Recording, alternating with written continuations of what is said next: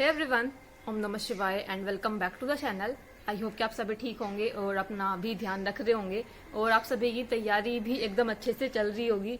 तो आज जो हम एनालिसिस करने वाले हैं ये करेंगे RWA के यूपीएसआई के 7 सितंबर के मॉक टेस्ट का एनालिसिस।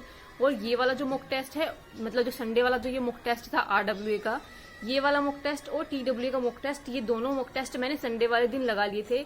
संडे में सुबह करीब 8 या 9 बजे के करीब, शायद मुझे याद नहीं है क्या टाइम था एग्जैक्ट, उस टाइम मैं बैठी थी TWA का मॉक टेस्ट लगाने के लिए। और इवनिंग वाले टाइम पर आई थिंक 2-2:30 बजे के करीब मैंने RWA का मॉक टेस्ट लगाया था। तो ये दोनों मॉक टेस्ट मैंने संडे वाले दिन ही लगाए थे, लेकिन एनालिसिस पहले, इसके बाद आप सभी के पास TWA का एनालिसिस आया था और मंगल वाले दिन आप सभी के पास RWA का एनालिसिस आ जाएगा। उम्मीद करती हूँ कि आ जाए इस टाइम तक। तो इसी वाले मॉक टेस्ट का एनालिसिस करेंगे, क्या क्या चीजें रही थी। देखो, मॉक टेस्ट मुझे नॉर्मल सा लग रहा था, लेकिन आज एक बहुत बड़ी गलती हो गई थी मैथ वाले पार्ट में। क्योंकि मैं अभी हमारे घर पर क्या हो रहा है, कुछ दिनों से लाइट थोड़ी खराब हो रही है। एक्चुअली में लाइट तो ठीक आ रही है, लेकिन घर वाली साइड में इन्वर्टर की वजह से कुछ दिक्कत हो रही है, तो उसमें लाइट की दिक्कत हो रही थी। और जब मैंने पूरा पार्ट कर लिया, एक तो आजकल इन्होंने सबसे पहले रीजनिंग दे रखी होती है, उसके बाद दूसरा अदर सब्जेक्ट दे रखे थे, तो इस तरह से था। लेकिन सबसे पहले वही जीके जीएस वाला पार्ट सोल्व करो, उसके बाद हिंदी और उसके बाद रीजनिंग के बाद मैथ के जब आई थिंक जो क्वेश्चन रह गए थे, शायद 20 के करीब मुझे लगता है मेरे क्वेश्चन हुए थे। उसके बाद जितने क्वेश्चन रह गए थे वो फिर मैंने ऐसे फोन की टॉर्च जलाकर, और उसी में ही मेरा जो RWA का जो मॉक टेस्ट था वो चल रहा था, उसी में ही मैंने अपने फोन की टॉर्च जला रखी थी, तब मैं वो कर रही थी। तो जिस वजह से मैंने टाइम से पहले ही सबमिट कर दिया था, क्योंकि मैं उस टाइम उसमें उस पूरे छोटे से टॉर्च में नहीं कर पा रही थी सही से, तो इसलिए मेरे क्वेश्चन भी ढंग से नहीं हो पाए थे और मैंने थोड़ा सा टाइम पहले ही सबमिट कर दिया था। तो फिलहाल चलो स्कोर देखेंगे कि क्या क्या रहा, किस सब्जेक्ट में क्या क्या गलतियां हुई है, कहाँ कहाँ क्या चीजें रही।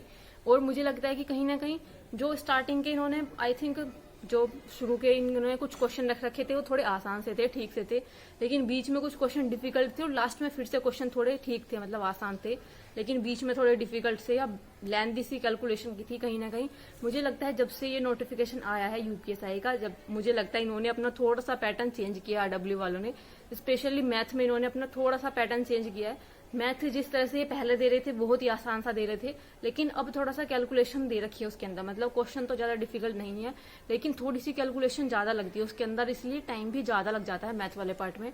तो इसी की बात करेंगे, क्या क्या स्कोर रहा, किस सब्जेक्ट में क्या क्या गलतियां रही। 6-7 क्वेश्चन मैंने रखे हैं और उसके बाद देखेंगे कि स्कोर क्या रहा। तो अपना स्कोर भी प्लीज कमेंट करके बता देना। फिलहाल मैं बात करते हैं कुछ क्वेश्चन की। एक रीजनिंग में क्वेश्चन था कि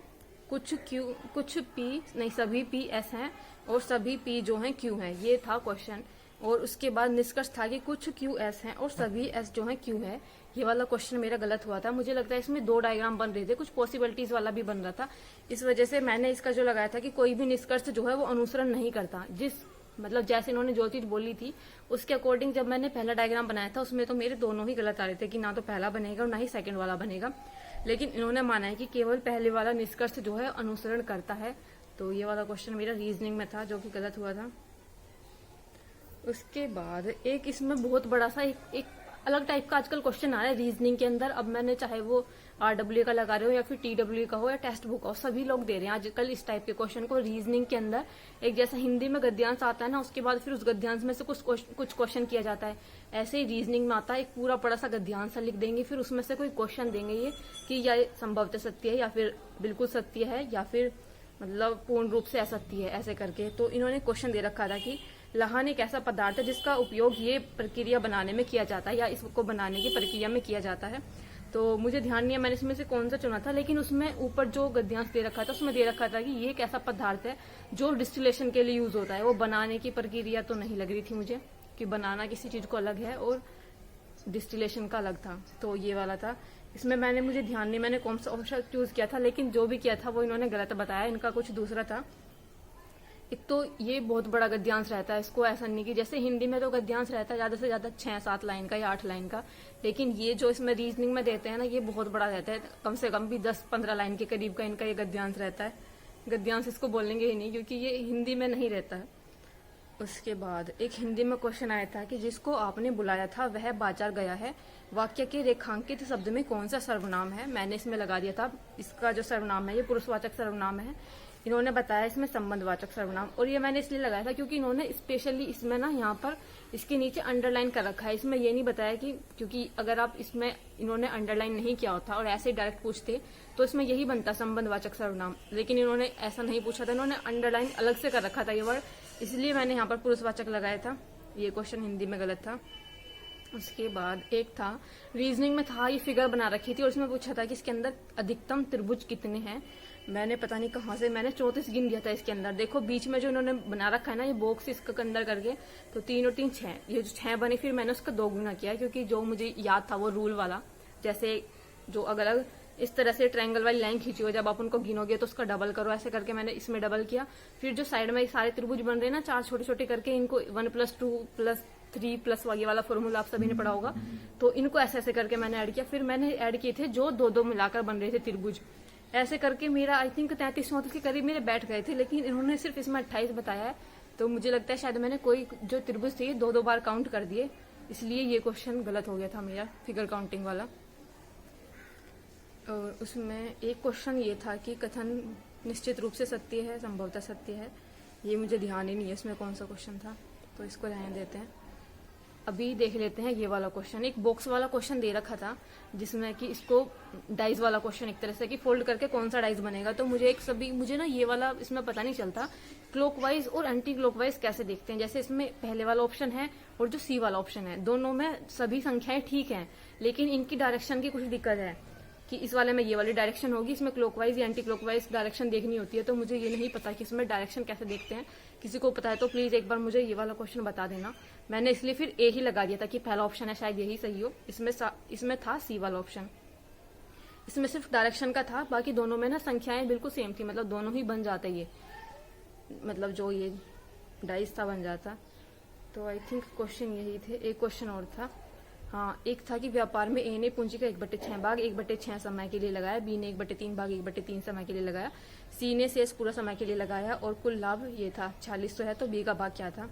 ये क्वेश्चन मेरा गलत हुआ था। कितना आसान सा क्वेश्चन है, लेकिन गलत हो गया जल्दबाजी में, क्योंकि मैंने आप सभी को बताया ना लास्ट में बस मेरा मन नहीं कर रहा था, तो मैंने थोड़ा सा टाइम पहले भी सबमिट कर दिया था। बाकी जो क्वेश्चन नहीं कर पा रही थी उनको मैंने ऐसे ही चूज करके, क्योंकि निगेटिव मार्किंग नहीं है तो फटाफट चूज करके ऐसे ही सबमिट कर दिया था। चलो बात करते हैं बाकी जितने भी पार्ट थे, जैसे कि हिंदी वाला है, जीके जीएस वाला है और रीजनिंग, ये मैंने पूरे सोल्व किए थे। मैथ में लास्ट में मैंने ऐसे ही सबमिट कर दिया था कुछ चीजें। तो स्कोर अभी देखते हैं। सबसे पहले देखते हैं जीके जीएस वाला part. GK GS basic law constitution संविधान वाले भाग में मेरे आज 25 सही थे और 15 गलत थे। 5 मिनट सही क्वेश्चन को करने में लगे थे और 2 मिनट लगे थे गलत सवाल को करने में।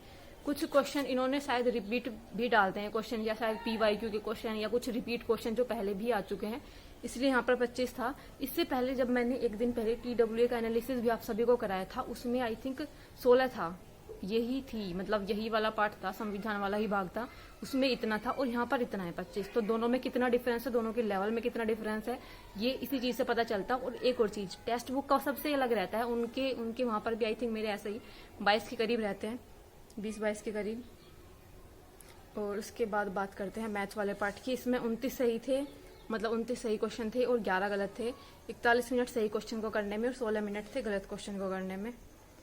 हिंदी वाले भाग की अगर मैं बात करूँ तो इसमें 34 क्वेश्चन सही थे, 6 क्वेश्चन गलत थे और 6 मिनट सही क्वेश्चन को करने में लगे थे और 3 मिनट गलत क्वेश्चन को करने में लगे थे। और मेरे पास कुछ कमेंट ना ये आते हैं कि इतने कम टाइम के अंदर आप हिंदी वाला पार्ट और ये जो जीके जीएस वाला पार्ट होता है ये कैसे कर लेते हो। तो देखो आदत पड़ जाती है, और हिंदी और जीके जीएस ही ऐसे सब्जेक्ट हैं जिसमें आपको ज्यादा से ज्यादा टाइम बचाना है, फिर वो मैथ वाले में जाकर लगेगा, क्योंकि मैथ में ज्यादा कैलकुलेशन रहती है, इतनी रीजनिंग में भी नहीं रहती। रीजनिंग में भी एक नॉर्मल सी टाइम में 30-35 मिनट तक में हो जाती है रीजनिंग, लेकिन मैथ में ज्यादा टाइम लग जाता है। इसके बाद अगर मैं रीजनिंग की बात करूँ तो रीजनिंग में 32 सही थे और 8 गलत थे। 29 मिनट सही क्वेश्चन को करने में और 7 मिनट लगे थे गलत क्वेश्चन को करने में। बाकी सभी सब्जेक्ट वाइज मैंने बता दिया। अब एक बार ओवरऑल स्कोर देख लेते हैं कि ओवरऑल टोटल बिल्कुल एकदम लास्ट में कितना आया था। ये जो मतलब जो ये स्कोर है, जो ये रैंक है, जो भी परसेंटाइल वगैरह है, ये संडे के अकॉर्डिंग है। जिस टाइम मैंने लगाया था 2-2:30 बजे के करीब शायद, तो उसी के अकॉर्डिंग है रैंक परसेंटाइल। उसी के हिसाब से कम लोगों ने उस टाइम तक मॉक टेस्ट लगाया था। तो इसमें जो था मेरी थे 300 नंबर थे 400 में से 766 रैंक थी। 8588 में से 91 परसेंटाइल थी, 120 सही थे और 40 क्वेश्चन गलत थे। 75% एक्यूरेसी थी।